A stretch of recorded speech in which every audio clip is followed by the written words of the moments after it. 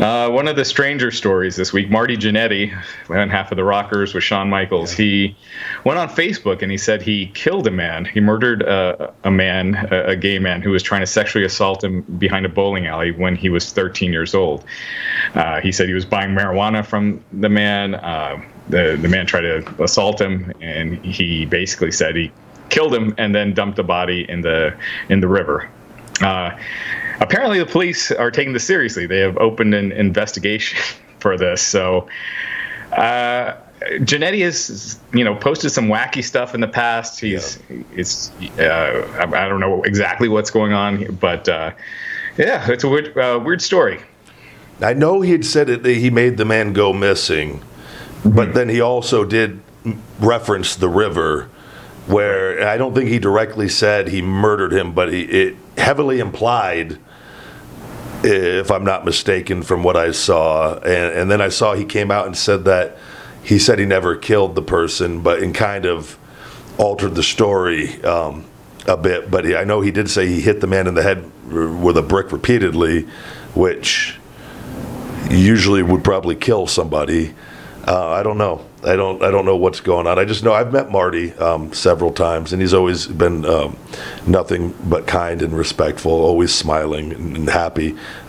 He's one of those stories of old school pro wrestling that with the business kind of one of the negatives of the business for a lot of the guys that have gotten into it, and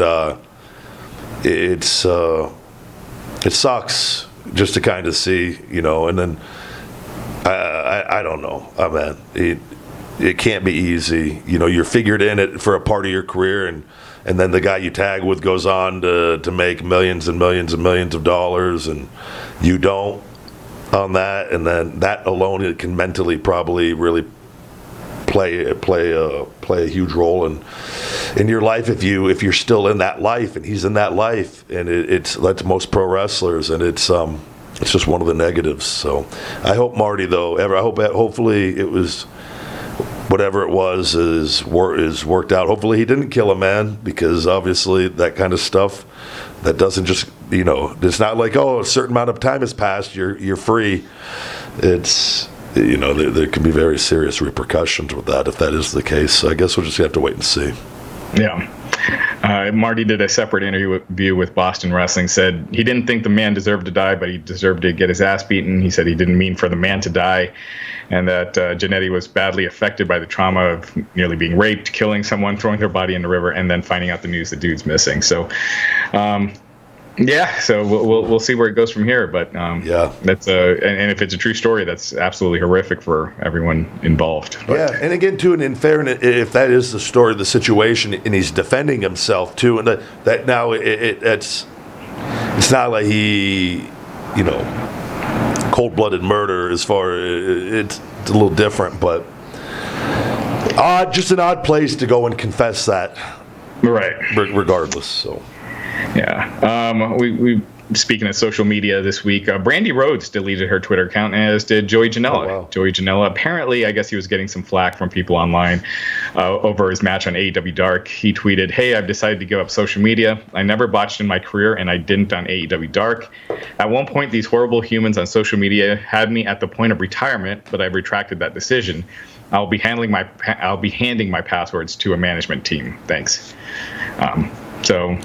Yeah. As far as Brandy, I wasn't aware of that she deleted her Twitter, but this is one of the things, and I'm going to say, this is why in like pro wrestling, if pro wrestlers, the best thing I believe we can do is just go out there and wrestle and live life and use social media to put your content out. I think it's a great idea having a manager, and I have people that work for me on my other accounts, and like I said, the goal is to turn over my social media altogether. That was always the goal from the beginning when I got into this business and saw this. It's just not it's a waste of time, the comments, the good and the bad. And I gave a description on one of my other videos the other day on this, but like Joey, in all fairness, I remember Joey, and I know firsthand, that kid used to talk shit on social media.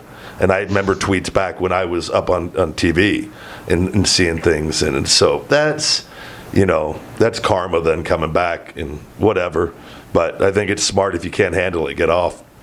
None of us don't need to be. You don't need to be looking at the comments, good or bad. And I was saying a thing the other day, though. If I'm giving a speech on business marketing on stage, and I stop that and I go, hey, first 100 people on the road, give me your thoughts, 1 to 2 sentences on what you think about me. It doesn't even matter what it's about. It doesn't care. Who cares if it's business marketing? We stop that meeting or that speech or the discussion to get all their opinions, and it takes like 30 or 40 minutes, and like good or bad.